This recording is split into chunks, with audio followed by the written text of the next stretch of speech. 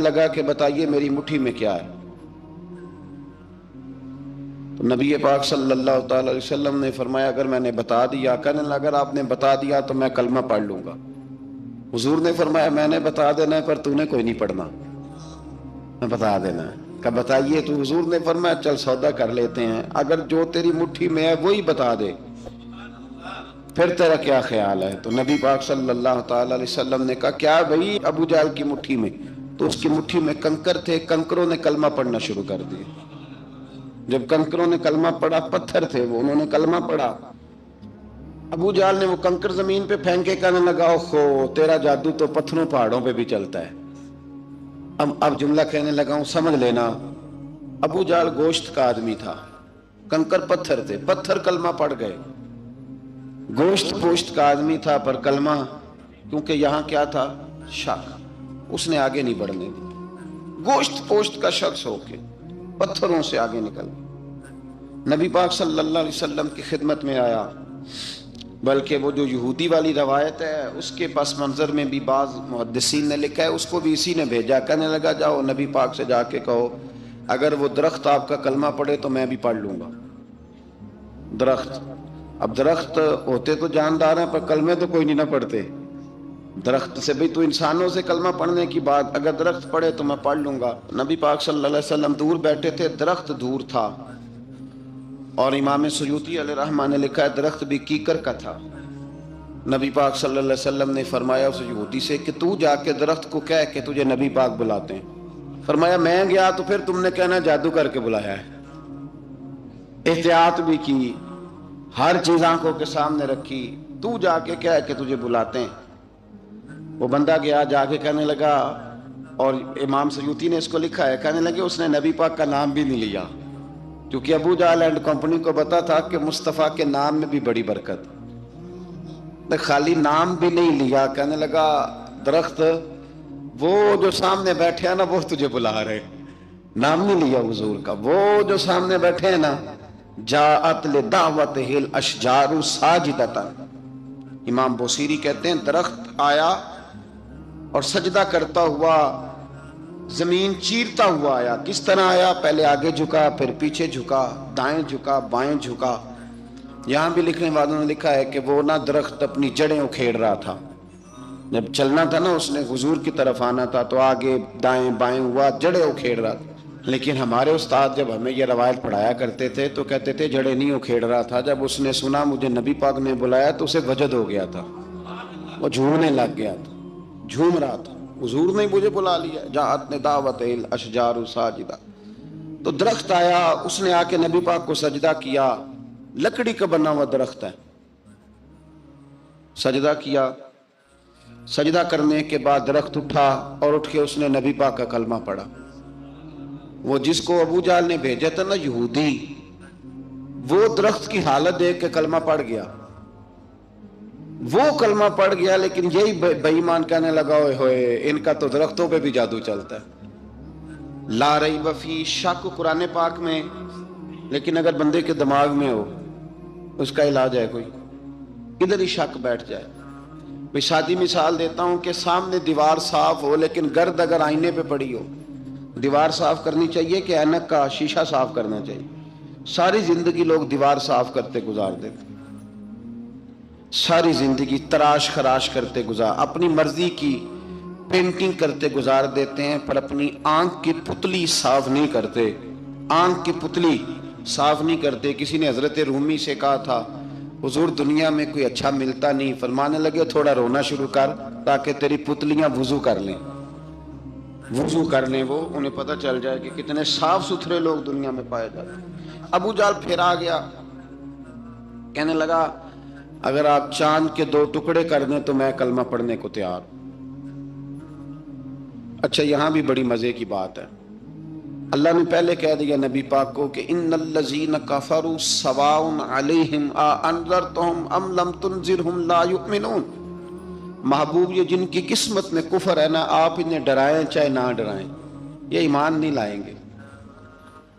کنکروں نے بھی کلمہ پڑھ لیا، درختوں نے بھی پڑھ لیا، سارا کچھ ہو گیا، اور اللہ نے بھی کہہ دیا کہ محبوب اس بے ایمان نے کلمہ نہیں پڑھنا، پر حضور نے فرمایا یہ پڑھے نہ پڑھے ہم نے میدان نہیں چھوڑنا، جتنی دفعہ آئے گا نا ہم اسے ضرور معجزہ دکھائیں گے، جتنی دفعہ آئے گا ہم کیوں میدان چھوڑیں۔ آگے کہنے لگا جی اگر چاند کے 2 ٹکڑے کر دے تو اقتربت الساعۃ وانشق القمر، تو نبی پاک صلی اللہ علیہ وسلم نے انگلی کا اشارہ کیا، چاند 2 حصوں میں بٹا۔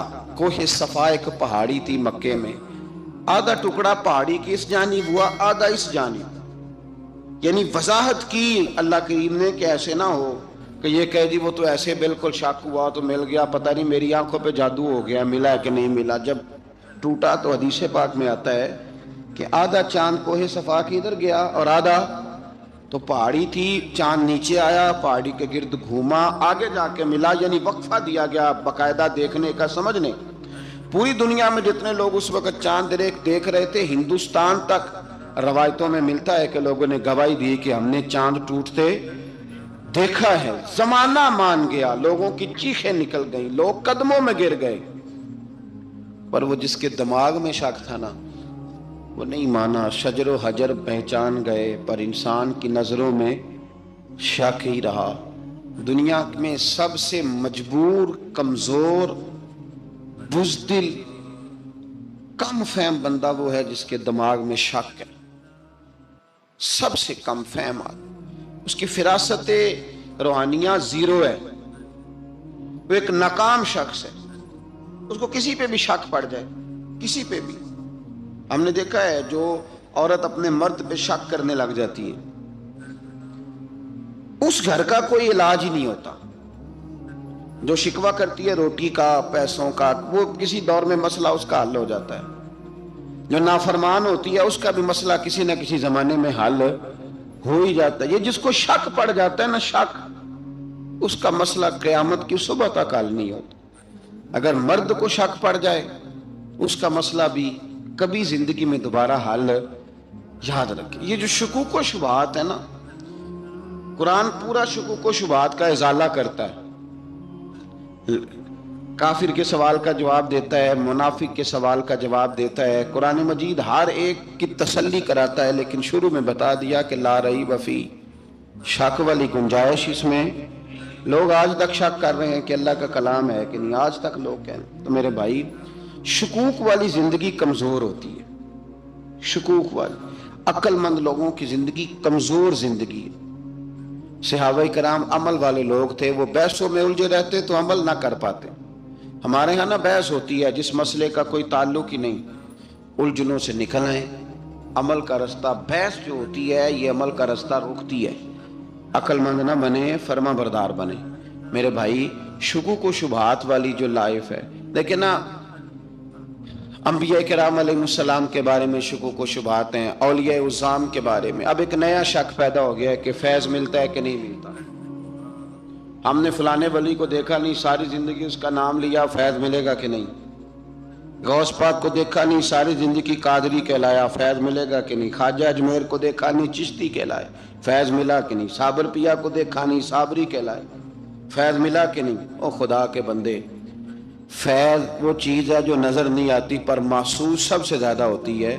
ملے تو حضرت اویس کرنی بھی نہیں تھے نبی پاک سے، وہ بھی نہیں ملے تھے، ملاقات تو ان کی بھی نہیں ہوئی تھی۔ کیا کہو گے؟ ملاقات نہیں ہوئی، لیکن فیوز و برکات کا یہ عالم ہے کہ میرے محبوب نے فرمایا وہ دعا کرے گا تو اللہ میری امت کی بخشش فرمائے گا۔ تو آپ ہمارے صوفیاء میں ایک سلسلہ اویسیہ ہے، سلسلہ اویسیہ میں اکثر ملاقات نہیں ہوتی، اکثر نہیں ملاقات ہوتی بغیر دیکھیں نا، آپ جب کسی کا نام جپتے ہیں، جب کسی کا نام لیتے ہیں، جب اسی کا ذکر کرتے ہیں، جب اسی کے تذکرے میں رہتے ہیں، تو اللہ تبارک و تعالیٰ کے یہ جو کامل لوگ ہوتے ہیں یہ متوجہ ہو جاتے ہیں، ان کی توجہ ہوتی ہے۔ اور خود سرکار نے فرمایا 2 آپس میں محبت کرنے والے، ایک مشرق میں ایک مغرب میں، قیامت کے دن اللہ دونوں کو جنت میں اکٹھا فرما دے گا۔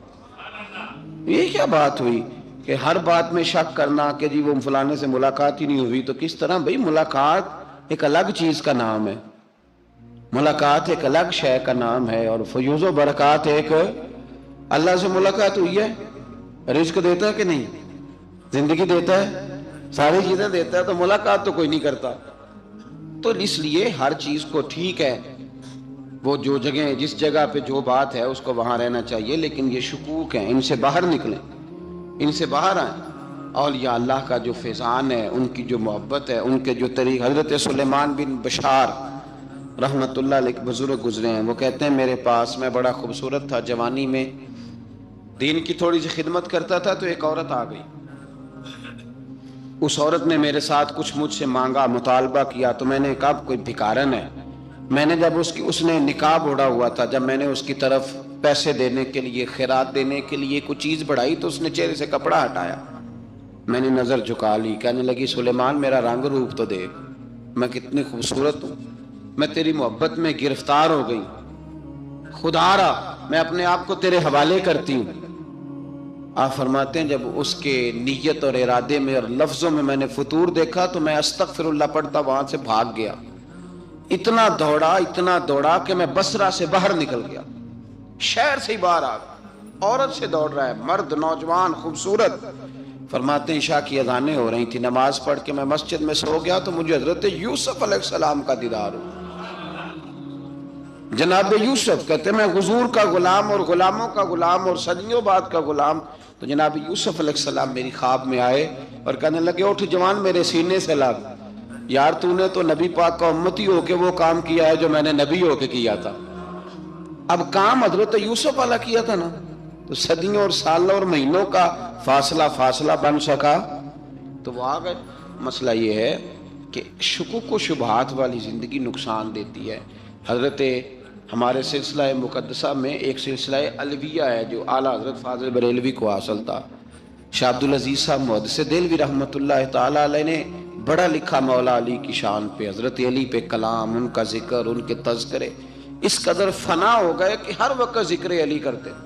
فرماتے ہیں مجھے خواب میں حضرت علی کا دیدار ہوا، انہوں نے مجھے بیعت فرمایا اور مجھے اپنے سلسلہ مبارکہ میں اجازت دی۔ تو شاہ صاحب رحمت اللہ علیہ فرمایا کرتے تھے کہ میں نے وہ بہت کم لوگ ہیں جن کو پھر ان میں بیعت فرمایا جاتا ہے، تھوڑے چند لوگ، اور ان کو سلسلہ مبارکہ میں اس میں چند لوگ ہیں۔ اعلیٰ حضرت کے بعد شاہ علیہ رسول ہے، شاہ علیہ رسول کے بعد شاہ عبدالعزیز محدث دہلوی، وہ ڈائریکٹ مولا علی شیر خدا سے بیعت۔ تو مطلب یہ ہے کہ کام شکوک و شبہات سے نکلیں۔ قرآن نے کہا لا ریب فیہ، قرآن میں شک البتہ وَإِن كُنتُمْ فِي رَيْبٍ مِّمَّا نَزَّلْنَا عَلَىٰ عَبْدِنَا، بندے کچھ شک کرتے ہیں، اگر انہیں شک ہو تو وہ اس طرح کریں کہ فَأْتُوا بِسُورَةٍ مِّن مِّثْلِهِ، پھر اس کی مثل ایک صورت لے کے آئیں، اور وَادْعُوا شُهَدَاءَكُم مِّن دُونِ اللَّهِ إِن كُنتُمْ صَادِقِينَ، سارے بے شک اپنے حمایتی بلا لیں اگر وہ سچیں۔ شک والی دنیا سے باہر نکل آئیں، حقیقت والی دنیا کو قبول کریں۔ شکوک و شبہات کا ازالہ نہیں ہوتا، شک دوسرے شک کو جنم دیتا ہے، نقص دوسرے نقص کو جنم دیتا ہے، غلطی دوسری غلطی کو جنم دیتی ہے۔ اور انسان جب تک شکوک، میں نے آپ کو کہہ دیا کہ ہر گھر بس سکتا ہے، ہر گھر، ہر عورت کے صحیح ہونے کی امید ہوتی ہے، پر جس بی بی کو اپنے خاوند کے کردار پہ شک ہو وہ بی بی کبھی مطمئن نہیں ہوتی۔ ہر گھر بس جاتا ہے، لیکن جس خاوند کو اپنے بیوی کے کردار پہ شک ہو جائے اس کا کبھی اس کے ساتھ سلوک مخلصانہ۔ شکوک والی زندگی بیماروں کی زندگی ہے، شکوک والی زندگی بیماروں کی زندگی، کمزوروں کی زندگی، بزدلوں کی زندگی۔ اس لیے حقیقت والی چیز جب تک آپ کے پاس کوئی چیز کلیئر ہو کے نہیں آتی، شریعت اسلامیہ نے بہتان کی سزا رکھی ہے 80 کوڑے، پتہ ہے آپ کو؟ جس نے ایسے ہی بہتان لگا دیا، دلیل ہی کوئی نہیں، ایسے ہی کہہ دیا کہ جی وہ مجھے شک ہے، جی انہوں نے ایسے کیا ہے، فرمایا اسے کوڑے مارو۔ شک کی بنیاد پر بہتان ترازی کرتا ہے، کوڑے کی سزا رکھی، 80 کوڑے مارو اس ظالم۔ یہ شک کر رہا ہے اس کو، جب اس کے پاس دلیل ہی کوئی نہیں۔ یہاں بڑے بندے ہیں بات کر دیتے ہیں، کہتے ہیں جی وہ ایسا ہوا ہوگا، میں نے ایسا دیکھا تھا، ہوگا، کیا تھا، ممکن ہے۔ تو یہ شکوک ہے۔ اس شکوک، یہ سامنے والے کا کچھ بھی نہیں بگڑتا، اس بیچارے کا کیا بگڑنا ہے۔ یاد رکھیں بڑی خوبصورت بات یہاں حضرت عبداللہ ابن مسعود کی، آپ فرمایا کرتے تھے جب کسی بندے پر بندے شک کرتے ہیں اور ناجائز شک کرتے ہیں، اللہ اس کی عزتوں میں اضافہ فرما دیتا ہے، اللہ اسے شانیں عطا کرتا ہے۔ اپنی زندگی کو بیماریوں سے نکالنے، یہ روحانی بیماری ہے شک، اس سے باہر آنا۔ یہ ظلم ہے، اولیاء پہ بھی شک، صوفیاء پہ بھی شک، علماء پہ بھی شک، ہر بندے پہ شک، کوئی صحیح نہیں، سارے غلط، میں اکیلا صحیح۔ اس شک سے باہر آ جائیں، یہ نفسیاتی مریض بنا دے گا، بے سکون کرے گا، بے قرار کرے گا۔ اللہ تبارک و تعالیٰ نے ہمارے محبوب کریم علیہ السلام کو دنیا میں بھیجا تو فرمایا یا ایھا الناس قد جاءکم برہان من ربکم، اے لوگو تمہارے پاس تمہارے رب کی دلیل آ گئی۔ اللہ تبارک و تعالیٰ نے محبوب پاک علیہ الصلوۃ والسلام کو سراپا دلیل بنا کے بھیجا۔ باقی انبیاء کرام علیہم السلام کے پاس بھی اپنی نبوت کے دلائل کے طور پر بے شمار معجزات تھے، اور حضور کریم علیہ السلام کے تو پورے وجود کو ہی اللہ نے معجزہ بنایا۔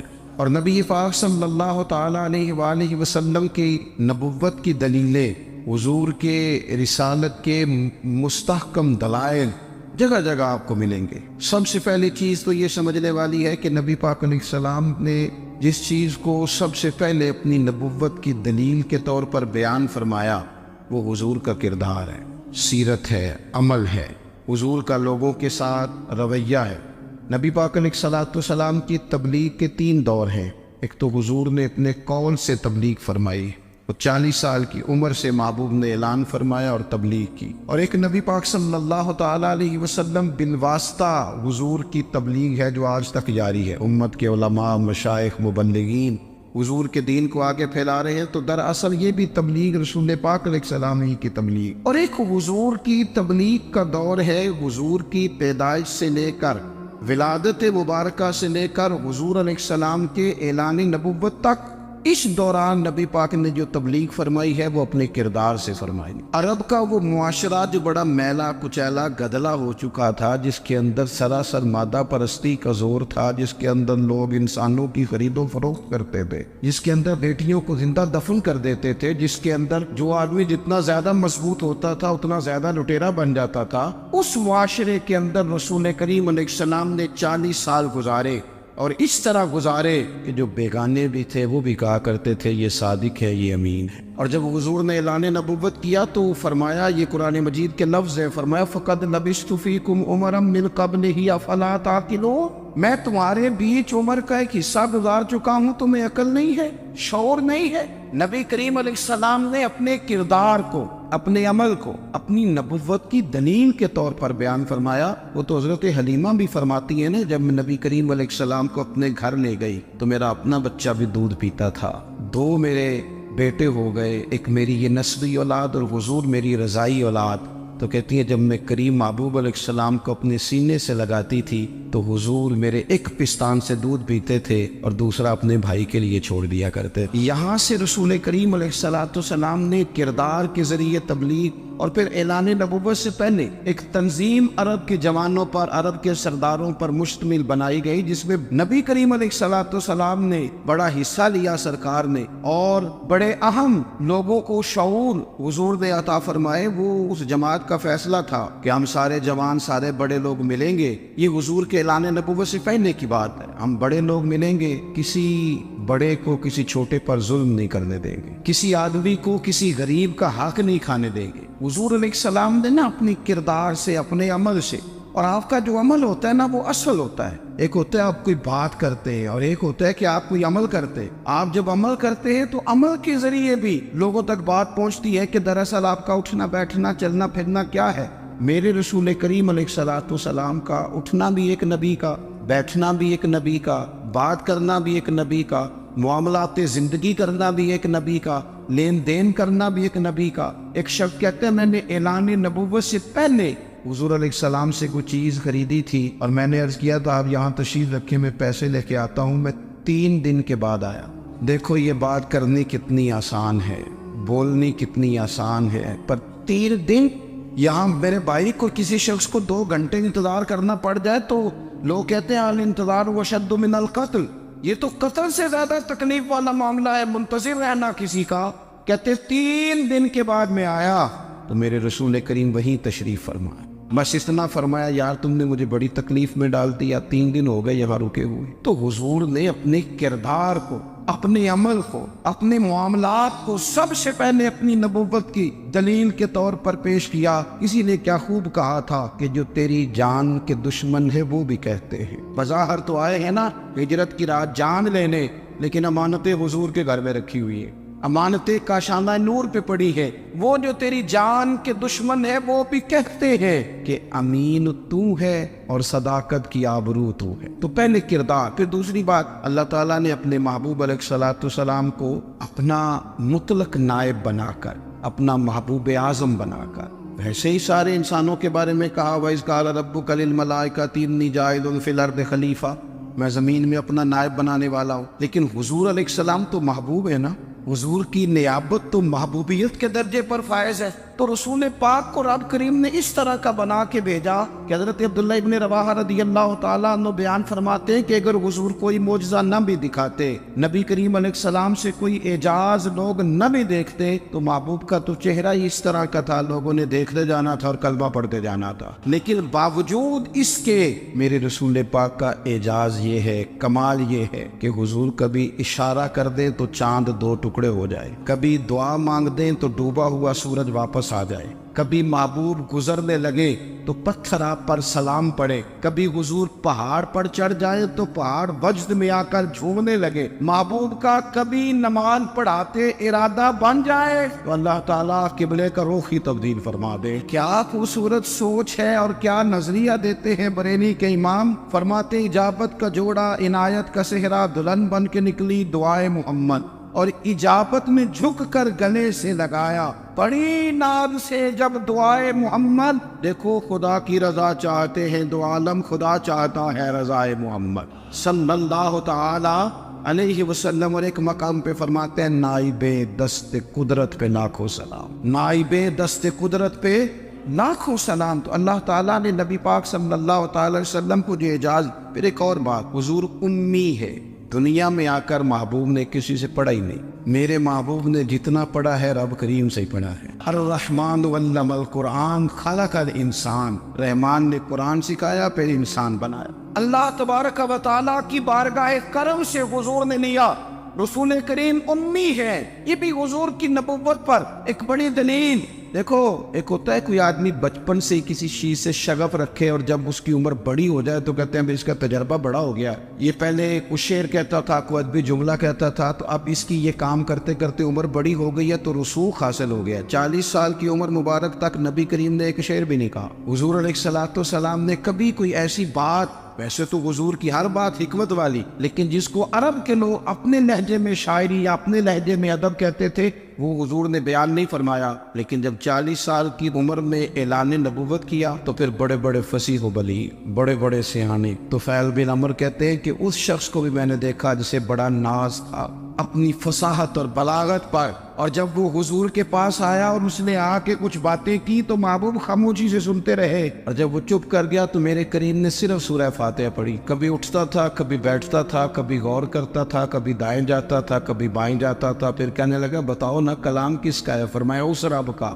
اس رب کا، اس رب کا جس کا میں رسول بن کے آیا ہوں۔ نبی کریم صلی اللہ تعالی علیہ وسلم امی ہے، لیکن حضور نے کائنات کے رازوں سے پردے ہٹا دیے، نبی کریم نے جینے کے سلیقے بتا دیے، حضور نے ہر شخص کو اس کے مقصد حیات سے آگاہ کر دیا۔ نبی کریم علیہ السلام نے وہ فلسفہ حیات بیان کیا کہ لوگوں کو صرف جینے میں مزہ نہیں آیا، مرنے میں بھی مزہ آنے لگا۔ لوگ آگے بڑھ بڑھ کے جانیں پیش کرنے لگے، اپنی اولادیں قربان کر، جو فلسفیوں سے کھل نہ سکا اور نکتہ بروں سے حل نہ ہوا، وہ راز ایک طیبہ والے نے بتلا دیا چند اشاروں میں۔ محبوب کریم امی ہیں، لیکن حضور نے اس طرح دنیا کو سکھایا، اس طرح دنیا کو پڑھایا، اس طرح حضور نے علم کے چراغ اور دیپ روشن کیے کہ قیامت تک جسے روشنی ملے گی نا اسے صرف دروازہ مصطفیٰ سے ملے گی، اسے رسول کریم علیہ السلام کے در دولت سے ملے۔ کچھ لوگوں نے کہا یہ اپنے پاس سے آیات بنا کے لاتے. اپنے گھر میں بیٹھ کے دعوے کر لینا تو کوئی مشکل کام نہیں نہ ہوتا, سارے لوگ ہی کر لیتے. بلکہ وہ ہمارے ایک بزرگ کہا کرتے تھے, خیالی پلاؤ پکائیے کہ وہ کدے بھی کاٹ نہ پائیے, کیونکہ کون سا پیسوں کا ڈالنا ہے, وہ زیادہ ڈالیں آپ اور زیادہ ڈالیں. بہت سارے لوگ ہیں آج بھی, کچھ لبرل ہیں بیچارے, کچھ دین بیزار طبقہ ہے, وہ کہتے ہیں جناب ہمیں تو جدید باتیں بتائیں, ہمیں تو نئے اسلوب کے مطابق لے کے چلے, ہمیں تو او بھائی سن, میرے نبی پاک علیہ السلام نے فرمایا میرا قرآن کبھی پرانا نہیں ہو, اسے پڑھ کے دیکھ, اس کی جدت کا حسن دیکھ, یہ تو کھلا ہوا باغ ہے, تو ایک دفعہ اس کے قریب آئے گا تو خوشبو ملے گی, دوسری دفعہ آئے گا تو اس سے زیادہ تازی ملے گی, ایک دفعہ پھل کھائے گا تو مزیدار ہوگا, دوسرا کھائے گا ہو سکتا ہے شکل ملتی جلتی ہو لیکن ذائقہ بڑا نرالا ہوگا. تو تو صحیح نا. جب کچھ لوگوں نے کہا یہ خود سے بنا کے آیات لاتے ہیں تو فرمایا وَإِن كُنتُمْ فِي رَيْبٍ مِّمَّا نَزَّلْنَا عَلَىٰ عَبْدِنَا فَأْتُوا بِسُورَةٍ, اگر تمہیں کوئی شک ہے اس میں جو ہم نے اپنے بندہ خاص میں نازل کیا ہے تو تم بھی اس جیسی ایک آیت بنا کے لاؤ. اور چلو چیلنج کھلا دے دیا, فرما وَادْعُوا شُهَدَاءَكُم مِّن دُونِ اللَّهِ, اللہ اور اللہ والوں کو چھوڑ دو, تفسیری ترجمہ عرض کر رہا ہوں, یعنی صحابہ کو چھوڑ دو, حضور کے ماننے والوں کو چھوڑ دو, باقی ساری دنیا کے کافر اکٹھے ہو جاؤ, ایک آیت بس قرآن جیسی لے کے آؤ, ایک آیت لے کے آؤ. ان کنتم صادقین, اگر تم سچے ہو. جوانوں سنو, کہا ایک آیت, اور یہ چیلنج آج تک قرآن مجید کا موجود ہے, آج تک. وَإِن كُنتُمْ فِي رَيْبٍ مِّمَّا نَزَّلْنَا عَلَىٰ عَبْدِنَا فَأْتُوا بِسُورَةٍ مِّن مِّثْلِهِ, تم قرآن کے مقابلے کی ایک صورت لے کے آؤ اور سارے حمایتی اکٹھے کر لو اپنے. ان کنتم صادقین, اگر تم سچے ہو. جواب تو ادھر سے آنا تھا نا, لیکن کائنات کے رب نے جواب بھی خود دیا, فرمایا فَإِن لَّمْ تَفْعَلُوا وَلَن تَفْعَلُوا, اگر تم نہ لا سکے, اور فرمایا تم لا سکتے بھی نہیں, نہ خنجر اٹھے گا نہ تلوار تم سے, یہ بازو میرے آزمائے ہوئے. وَلَن تَفْعَلُوا, تم لا بھی نہیں سکتے. فَاتَّقُوا النَّارَ الَّتِي وَقُودُهَا النَّاسُ وَالْحِجَارَةُ, پھر اس آگ سے ڈر جاؤ جس کا ایندھن آدمی اور پتھر ہے. اُعِدَّتْ لِلْكَافِرِينَ, بنائی کافروں کے لیے, مومنوں کے لیے تو رب نے جنت بنائی ہے. اُعِدَّتْ لِلْكَافِرِينَ, یہ دوزخ اللہ نے کن کے لیے بنائی ہے؟ اُعِدَّتْ لِلْكَافِرِينَ کہتے ہیں کافر کے لیے بنایا. تو اللہ تبارک و تعالیٰ نے میرے رسول پاک صلی اللہ تعالیٰ علیہ وسلم کو وہ کتاب عطا فرمائی, اور پھر حضور کی فصاحت و بلاغت, معرفت. دیکھو ایک ہوتا ہے گھنٹوں باتیں کرنا, ایک ہوتا ہے کئی والیم پر مشتمل, کئی جلدوں پر مشتمل کتب کا لکھنا, اور ایک ہوتا ہے کسی بندے کا ایک بات کرنا اور سامنے والے کی طبیعت کو اتنا جگا دینا کہ اگلی بات فوراً ہی اس کی سمجھ میں آ جائے. اور حضور نہ کسی کی انا کو نہیں جگاتے. ہم بعض اوقات کسی سے خطاب کرتے ہیں, بات کرتے ہیں تو سامنے والے کی انا کو جگا دیتے ہیں, ٹھیس پہنچاتے ہیں, وہ کہتا چل پھر تگڑا ہو جائے میں بھی آیا. حضور انا نہیں جگاتے تھے, میرے نبی پاک ضمیر جگاتے تھے تاکہ وہ شخص فیض حاصل کر سکے, اسے کچھ ملے. نبی کریم کا جو انداز تکلم ہے وہ اس طرح کا ہوتا تھا کہ انسان خود بخود کھل اٹھتا تھا کہ مطلب یہ بات ہونے کیا لگی ہے, مطلب حضور کیا فرمانے لگے. نبی کریم صلی اللہ تعالی علیہ وسلم, ایک دن محبوب کریم نے صحابہ کے دیے حضور کی فصاحت و بلاغت دیکھے, فرمایا محبوب نے کتنا نادان ہے وہ شخص جو اپنے ماں باپ کو گالی دے. کھلی ہو گئی لوگوں کی آنکھیں, کان کھڑے ہو گئے کہ یا رسول اللہ کون ایسا بدبخت ہے جو ماں باپ کو گالی دے گا. اب جب سوالات ذہنی سطح پر پوری طور پر ابھر گئے نا, تو اب رسول کریم نے بات سمجھائی. یہ ہے فصاحت و بلاغت, تیرے آگے ہے یوں دبے نچے. فصحا عرب کے بڑے بڑے, کوئی جان منہ میں زبان نہیں بلکہ جسم میں جان نہیں. یا رسول اللہ کون ایسا نالائق ہے جو ماں باپ کو گالی دے. اب جب ذہنی سطح یہاں تک ابھر آئی تو اب حضور نے سمجھایا, اور میں جب تم کسی کے ماں باپ کو گالی دو گے نا تو وہ بھی تو جواب میں تمہارے ماں باپ کو دے گا نا. تو فی نفس ہی یہ تم نے خود ظلم کیا ہے اپنے ماں باپ. کیوں تم نے ایسا لہجہ اختیار کیا کہ جس سے سامنے والے کی انا جاگ جائے اور وہ تمہارے مقابلے میں آ کر کے کھڑا ہو جائے؟ کیوں تم نے اس طرح کے انداز اختیار کیے کہ جس سے سامنے والا بھی سارے پنجے کھڑے کر کے باہر نکل آئے کہ آ جاؤ پھر میں بھی میدان میں حاضر ہوں. رسول کریم کی فصاحت بلاغت دیکھیں نا, حضور 2-4 جملوں میں ساری بات سمجھا جاتے. ایک حدیث پاک اگر ہماری سمجھ میں آ جائے, ایک روایت, نبی پاک صلی اللہ تعالی علیہ وسلم نے فرمایا خوبصورت مسلمان وہ ہے جو بے مقصد باتوں کو چھوڑ دے. لو اس سے پوری زندگی سجائی جا سکتی ہے ایک جملے سے, کوئی لمبی چوڑی باتوں میں جانے کی ضرورت نہیں. کہا خوبصورت مسلمان یہ ہے جو بے مقصد باتوں کو چھوڑ دے, لا یعنی باتوں کو کیا کہتے ہیں ہمارے دیہات کے لوگ جڑے پنڈ جانا نہیں وہ راہ پوچھنے دی، لیکن آج کل لوگ باز آندے یعنی جس بات کا بالکل تعلق نہیں نا وہ بات بھی کرتے جاتے ہیں، جس کا شعبہ ہی نہیں وہ بھی چھلانگ لگا کے اس میں آ جاتا ہے۔ ہم اپنا وقت ضائع کرتے، اپنی صلاحیتیں ضائع کرتے، اپنا نقصان کرتے، ہم اپنا کام صحیح کر کے نہیں کرتے اور دوسری ساری دنیا کو ٹھیک کرنا چاہتے ہیں۔ وہ بھائی آپ جس جگہ جس شعبے سے تعلق رکھتے ہیں آپ اپنے معاملات میں مضبوطی پیدا کریں۔ حضور نے اپنی فصاحت کے ساتھ بلاغت کے ساتھ لوگوں کو قائل کیا، اور قرآن مجید کی تاثیر کا یہ اثر میرے کریم رسول نے دکھایا کہ رات کو جب حضور بیٹھ کے قرآن پاک پڑھتے تھے نا، جب یاسین والے نبی خود یاسین کی تلاوت کریں، جب طٰہٰ والے محبوب خود طٰہٰ کی تلاوت کریں، غور کرو نا جب مدثر والے محبوب خود ان جملوں کو ادا کریں، یعنی جن کی